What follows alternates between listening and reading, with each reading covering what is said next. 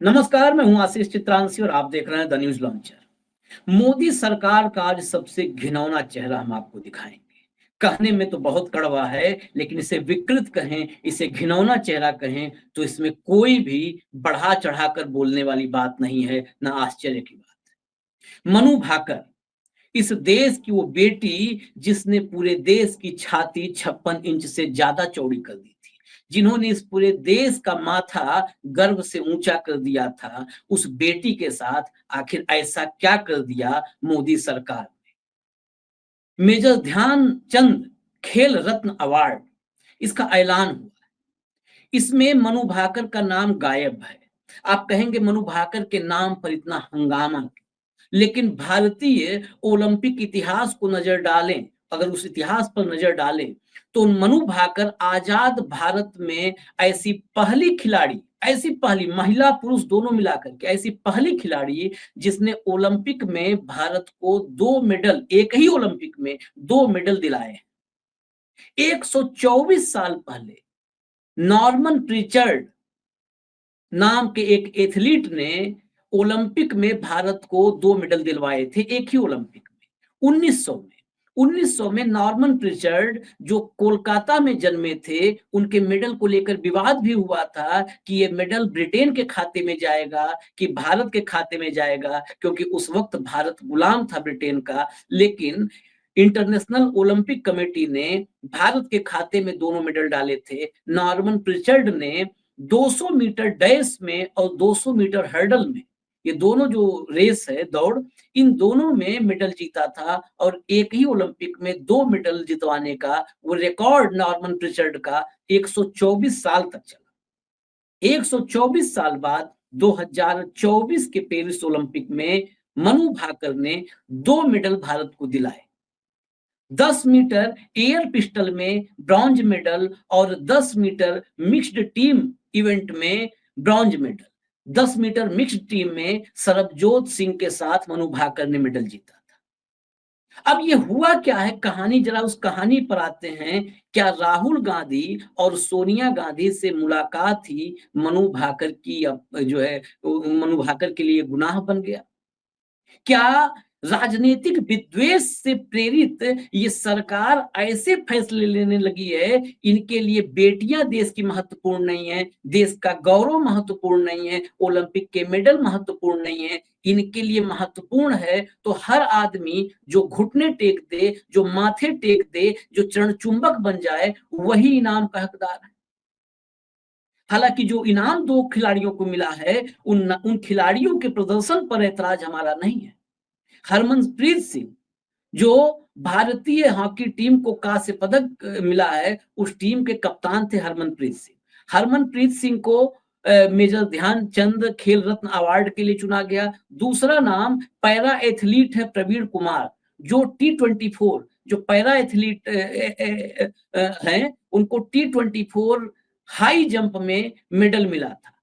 इन दोनों को खेल रत्न अवार्ड के लिए चुना गया है। ये वही खेल रत्न अवार्ड है जिसका नाम कभी राजीव गांधी खेल रत्न अवार्ड हुआ करता था और उसको बदल करके मेजर ध्यानचंद खेल रत्न अवार्ड किया गया। इस पर भी हमारी आपत्ति नहीं है, इस पर भी हमें गर्व है, क्योंकि इस देश में अगर खेल के क्षेत्र में सबसे बड़ा गौरव हमारे पास है, सबसे बड़ा आइकॉन हमारे पास है, तो मेजर ध्यानचंद ही हैं और कोई नहीं है।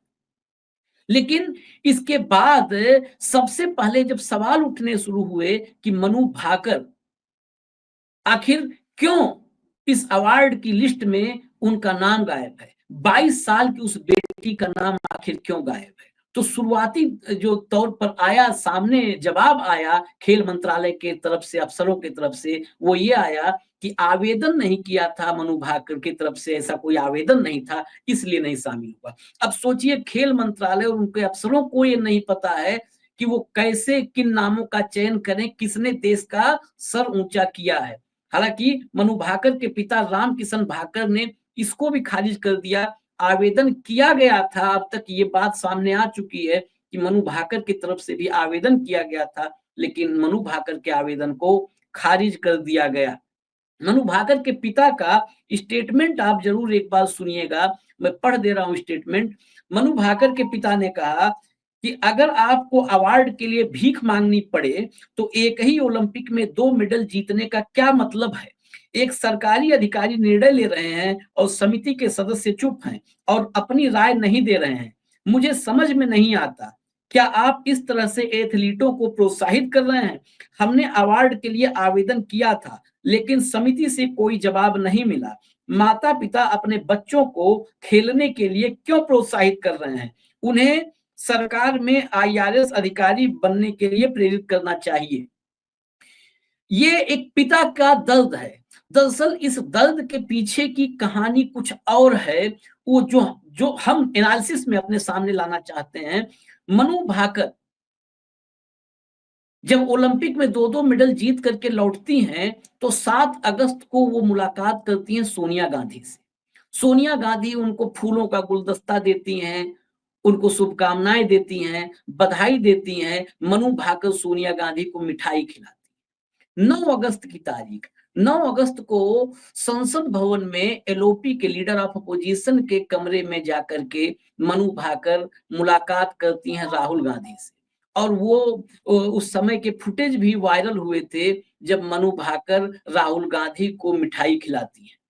राहुल गांधी मनु भाकर को बड़े आत्मीय ढंग से मुलाकात करते हैं, प्रोत्साहित करते हैं। इसके साथ ही मनु भाकर ने भूपेंद्र सिंह हुड्डा से मुलाकात की, पंजाब के मुख्यमंत्री भगवंत मान से मुलाकात की। हालांकि ऐसा नहीं है कि चुन चुनकर विपक्षियों से मुलाकात की। एक खिलाड़ी, 22 साल की खिलाड़ी की कोई रुचि नहीं है कि वो किससे मिल रही है। मनु भाकर को प्रधानमंत्री मोदी ने भी मेडल जीतने पर जब फोन किया तो मनु भाकर ने मोदी जी से भी बात की। जब ओलंपिक में जो दल जीत करके लौटा था 15 अगस्त को, जब उनको बिठाया गया तो मनु भाकर भी वहां पर शामिल थी और वो भी बैठी थी। लेकिन मनु भाकर ने सिर्फ और सिर्फ भाजपा के नेताओं से मुलाकात करना मुनासिब नहीं समझा। मनु भाकर को जिससे भी आत्मीय लगाव था उन सबसे मुलाकात की मनु भाकर। शायद यही बात चुभ गई कि अपोजिशन के नेताओं से क्यों मिलना, आखिर क्यों वो फोटोग्राफ्स खिंचवाना राहुल गांधी के साथ या सोनिया गांधी के साथ। ऐसा हमें लगता है कि यही एक वजह थी जो सबसे ज्यादा दिल में चुभी थी। मनु भाकर 2018 के कॉमनवेल्थ गेम्स में 10 मीटर एयर पिस्टल में रिकॉर्ड के साथ, रिकॉर्ड बनाते हुए गोल्ड मेडल हासिल की थी। मनु ने 2022 के एशियाई खेलों में 25 मीटर एयर पिस्टल में गोल्ड मेडल जीता। यानी Commonwealth game, Asian games, Olympic, हर जगह जो है भारतीय तिरंगा लहराने वाली उस 22 साल की बेटी को खेल मंत्रालय ने हाशिए पर ढकेल दिया। आखिर गुनाह क्या था, ये तो बताया जाना चाहिए। जब ये बात अब सामने आ गई कि आवेदन भी किया था, आवेदन खारिज क्यों किया, इसका भी जवाब आना चाहिए। राइफल एसोसिएशन ने कहा कि आवेदन खारिज होने के बाद अंतिम समय तक उसने भी प्रयास किया, लेकिन उसके प्रयास भी नाकाम साबित हुए।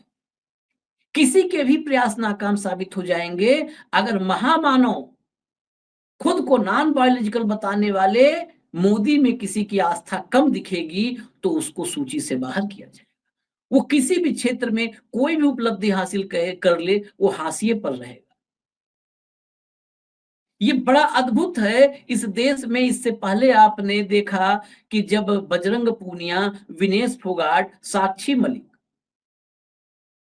अपने इज्जत और आबरू के लिए लड़ते हुए सड़कों पर नजर आई, जंतर मंतर पर आंदोलन किया, हरिद्वार में मेडल बहाने के लिए चली गई, लेकिन प्रधानमंत्री मोदी ने एक बार उनको कॉल नहीं किया। विनेश फोगाट जिसकी हार पर, पूरे हार पर, उसको हार हम नहीं कहेंगे, जिसके वो हार जो वेट ज्यादा निकल आया और वो पूरे का पूरा एपिसोड, हमने कई सारे कार्यक्रम किए। उस एपिसोड के बाद जब पूरा देश दुखी था, पूरे देश के आंखों में आंसू था, उस वक्त नहीं किया। जब फाइनल में पहुंची थी विनेश फोगाट तब नहीं किया। किया तो कब किया, अगर खोज खबर ली तो कब ली, जब ये पक्का हो गया कि अब विनेश फोगाट गोल्ड मेडल जीत करके वापस नहीं आ रही है पेरिस से, तब किया। और खबर ये भी है एक मीडिया रिपोर्ट में कि मनु भाकर को राजनीति में भी भाजपा की तरफ से लॉलीपॉप दिया गया था। जब विनेश फोगाट ने कांग्रेस का दामन थाम लिया और हरियाणा के विधानसभा चुनाव में मैदान में उतर आई, तो विनेश फोगाट को भी भाजपा के खेमे में लाने की कुछ कोशिश हुई थी, लेकिन मनु भाकर ने सिरे से उसको नकार दिया था, खारिज कर दिया था। और मनु ने कहा था कि मेरा लक्ष्य 2028 का ओलंपिक है, मैं देश के लिए गोल्ड सोना जीतना चाहती हूं कि जनगण मन की धुन गूंजे और सबसे ऊपर भारत का तिरंगा लहराए। लेकिन ऐसे ही प्रोत्साहित करने के बजाय हतोत्साहित करने का सिलसिला चलता रहा, तो सिर्फ वो जुमले, जिन जुमलों को लगातार 2014 से हमारा देश झेल रहा है, और उसके बावजूद अंधभक्तों के तालियों में वो उन जुमलों की पड़ताल गुम हो जाती है। अंधभक्तों की तालियों में सच दब कर रह जाता है, सच कराहता है, लेकिन उसकी कराह, उसकी सिसकियां सुनने वाला कोई नहीं मिलता। क्या ऐसा ही हश्र मनु भाकर का भी करने वाले हैं? आज मनु भाकर को खेल रत्न से दूर कर दिया गया। कल क्या मनु भाकर के प्रैक्टिस पर भी असर पड़ेगा? क्या मनु भाकर के 2028 के उस सपने पर भी असर पड़ेगा जिसमें वो सोना जीत कर लाना चाहती? सिर्फ एक ब्रजभूषण शरण सिंह की इज्जत के लिए, उसके अहंकार के लिए, अहम के लिए, और अपने थोड़े से सियासी लाभ के लिए, जो गोंडा, कैसरगंज, अम्बेडकर नगर, अयोध्या जैसे लोकसभा क्षेत्रों में प्रभाव है ब्रजभूषण शरण सिंह का, उसके आगे घुटने टेक दिया। जो ब्रजभूषण का आदमी भारतीय कुश्ती संघ का अध्यक्ष बना, उसके निलंबन का वो ड्रामा किया गया, जबकि पेरिस ओलंपिक में वही दलबल के साथ मौजूद था। हरमनप्रीत सिंह जो हॉकी टीम के कप्तान थे, उन्हें सरपंच जी कह के उनके साथ बातचीत करने वाला क्या तभी खेल रत्न का कोई खिलाड़ी हकदार होगा जो मोदी जी से बात करे? हरमनप्रीत ने मोदी से मुलाकात के बाद कहा था, बड़ा अच्छा लगा, बहुत प्रोत्साहित किए, टी शर्ट भी दिए, हॉकी भी दिए। क्या मनु भाकर भी ये कहती, बहुत अच्छा लगा, पिस्टल भी दिए, कारतूस भी दिए और प्रोत्साहन भी किए? जब ये मनु भाकर बोल देती कि मोदी जी जैसा कोई नहीं है, तो क्या मनु भाकर का भी नाम इस सूची में होता? एक पिता से पूछिए जिसने अपनी बेटी को देश का नाम रोशन करने के लिए, खिलाड़ी बनाने के लिए कितनी ही कुर्बानियां दी, लेकिन बस उसने एक गलती कर दी, उसने मोदी चालीसा नहीं पढ़ी, उसने मोदी जी का योगदान नहीं बताया कि मेरे मेडल जीतने में मोदी जी का बहुत योगदान है, मोदी जी ने मुझे प्रोत्साहित किया, मोदी जी ने मुझे एकाग्रता का फॉर्मूला सूत्र बताया, मोदी जी ने मुझे बताया कि अचूक निशाना कैसे लगाते हैं, और वक्त पड़ने पर कभी-कभी मोदी जी ने ही मुझे कोचिंग भी दी, टिप्स भी दिए, शूटिंग के टिप्स कैसे क्या होते हैं। क्या यहीं पर गलती हो गई मनु भाकर से? मेजर ध्यानचंद खेल रत्न अवार्ड में मनु भाकर का नाम न आना मेजर ध्यानचंद का भी अपमान है। हालांकि अपमान करने में ये लोग महारथी हैं, लेकिन आप उस अपमान पर भी सवाल नहीं खड़ा कर सकते, क्योंकि साहब नाराज हो जाते। बाबा साहब के अपमान पर पूरे देश में जिस तरीके से विपक्षी दलों ने और लोगों ने नाराजगी जताई, उस नाराजगी का असर क्या हुआ? तो मेजर ध्यानचंद के अपमान पर अगर कोई नाराज हो जाएगा, चंद खिलाड़ी नाराज हो जाएंगे, तो उनसे क्या फर्क पड़ने वाला है? बाबा साहब पर नाराजगी से तो वोट बैंक खिसकने का डर है। मेजर ध्यानचंद पर अगर लोग नाराज होते हैं तो वोट बैंक खिसकने का भी डर नहीं है। मेजर ध्यानचंद तो किसी वोट बैंक के पहरेदार भी नहीं है कि मेजर ध्यानचंद के अपमान। इसलिए मैं मेजर ध्यानचंद का अपमान इसलिए कह रहा हूं क्योंकि एक सच्चे खिलाड़ी के नाम से अगर कोई अवार्ड है और उस अवार्ड में भी विद्वेषपूर्ण का कोई क्रियाकलाप नजर आता है, तो उस खिलाड़ी का अपमान है। गांधी के नाम पर कोई अवार्ड हो और किसी नफरती को दे दिया जाए, किसी हिंसक को दे दिया जाए, या किसी अहिंसा के पुजारी को बाहर कर दिया जाए, तो वो गांधी का अपमान है। दोनों स्थिति में किसी अहिंसा के पुजारी को, जो दिन रात समाज में भाईचारा, बंधुत्व और शांति अमन का पैगाम देने में जुटा हुआ है, उसका नाम अगर हाशिए पर डाल दिया जाए तो भी अपमान है, किसी नफरती और हिंसक को दे दिया जाए तो भी अपमान। तो वैसे ही मेजर ध्यानचंद के नाम पर इस अवार्ड का जो सबसे बड़ा हकदार, वो थी मनु, इस देश की बेटी। यहां पर हरमनप्रीत को और प्रवीण कुमार को नीचा दिखाने की कोई कोशिश नहीं है। वो इस देश के वो भी गौरव है, लेकिन ये बेटी जो सबसे, अगर कहा जाए कि पहली चॉइस, तो पहली चॉइस जो थी, उस पहली चॉइस को क्यों पीछे ढकेल दिया गया, उसको क्यों हाशिए पर डाल दिया? ये सवाल देश पूछना चाहता है, इस सवाल का जवाब देश जानना चाहता है, लेकिन खेल मंत्रालय की तरफ से कोई जवाब नहीं है। प्रधानमंत्री के पास इतना वक्त कहां है कि वो जवाब दे। खैर, जवाब तो आखिरकार देश की जनता को देना पड़ेगा कि आपने जिसे चुना है उसका असली चेहरा क्या है। उसका असली चेहरा क्या जनता पहचान रही है, देख रही है कि उसके भीतर कैसी भावनाएं हैं, उसके भीतर कितना विद्वेष है। वो सिर्फ उन्हीं को पसंद करता है जो उसकी चरण वंदना करते हैं। मुझे इजाजत दीजिए, न्यूज लॉन्चर आप देखते रहिए। नमस्कार।